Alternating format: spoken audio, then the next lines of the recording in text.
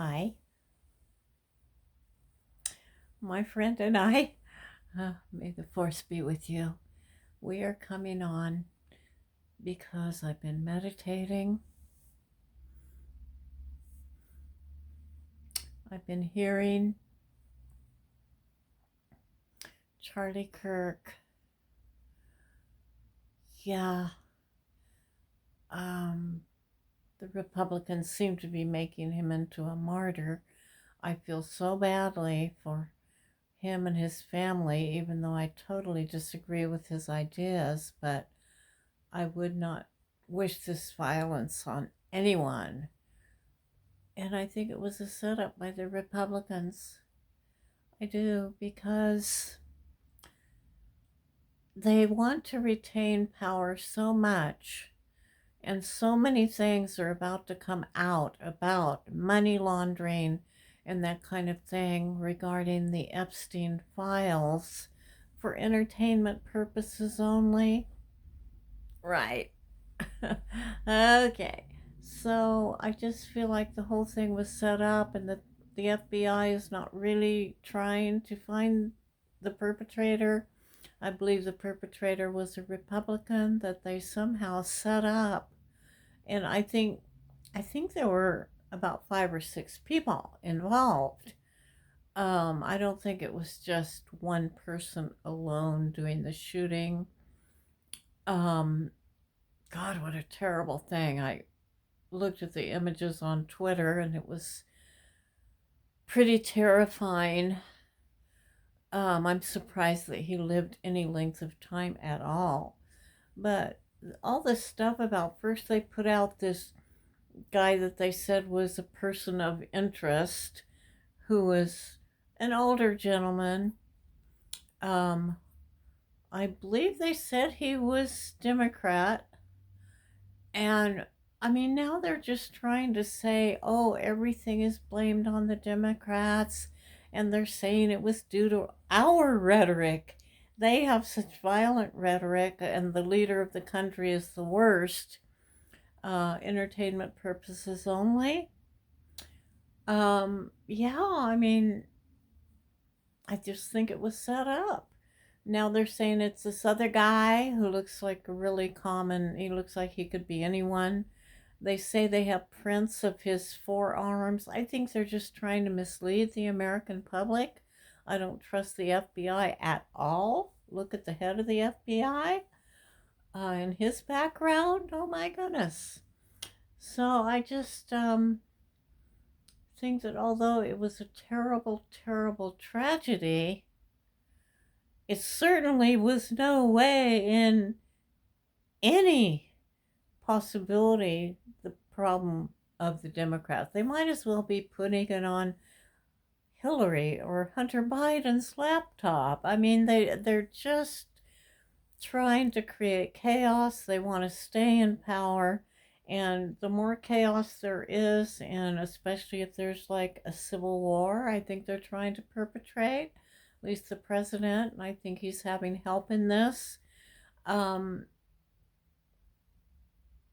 he just wants to remain in power, and he figures if there's um, fighting between the Democrats and the Republicans, that he will be able to say, oh, it's a state of emergency, we're having a civil war. He'll be like Putin, just trying to stay in power, and like Netanyahu, trying to stay in power. It's not right. It's terrible. It's just don't be fooled. It all has to do, I'm sure, with the money laundering that was happening behind the scenes. I mean, don't get me wrong. I think, the women, I really care about the women getting justice. But part of the reason they can't get justice is because Epstein was involved in a lot of money laundering. And I don't know, from just an instinct I have inside, it's not exactly a psychic hit, but I do think that Trump was extremely involved in this, entertainment purposes only. I just feel like he was more like a partner. He knew getting Maxwell before he knew Epstein, and then he knew the both of them. I just think he played a huge part in the money laundering. And he has a lot of money he's moving around having to do with his children and his own grift. I just think this thing is so much bigger and there's so much more to come out. So I'll come in on later at another time and do a live, but for now I just don't want you to be hating the people on the right. Yeah, you could, badmouth the leadership or whatever, but we don't want to get into a civil war. Um, you know, um, he's just setting it all up to put National Guard in all the different places. I'm in Portland. I'm sure we're after Chicago, probably. And he's keeping money from the blue states, giving it to the red states only. And I just hope that our blue states don't give all their excess to the government, because otherwise we won't have anything for disasters. What if we have a fire in California or in Oregon, which we do every year? Um, you know, um, we will need help, but not if we play our cards right. And I think there are some very smart politicians out there who are going to make sure that we're protected. I know, I believe it's in my state. They're setting up some sort of thing to help in case healthcare falls through.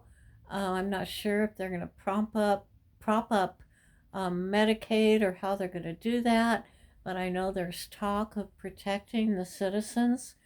Thank God for states' rights. I never knew they were so important. They're vitally important in this situation. So keep the faith. I do feel things are going to turn out correctly, but we may have some violence in the meantime, and just try to lay low. Don't get involved in it. I wouldn't be talking politics out on the street right now. Um, yeah, I don't even know how many people he's going to pay to come in and disrupt Portland.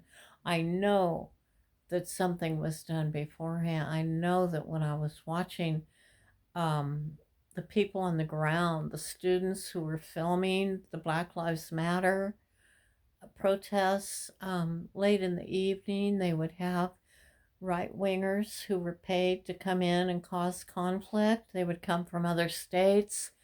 And I mean, now I guess Trump virtually has an army, doesn't he? At his beck and call, his own little National Guard army. Um, yeah, we're in a pickle, but I do think we're going to get out of it. Keep the faith. May the force be with you. We, the people, are important. We're going to stop this. We cannot be silenced. I love you guys. I love you guys so much. You take care now.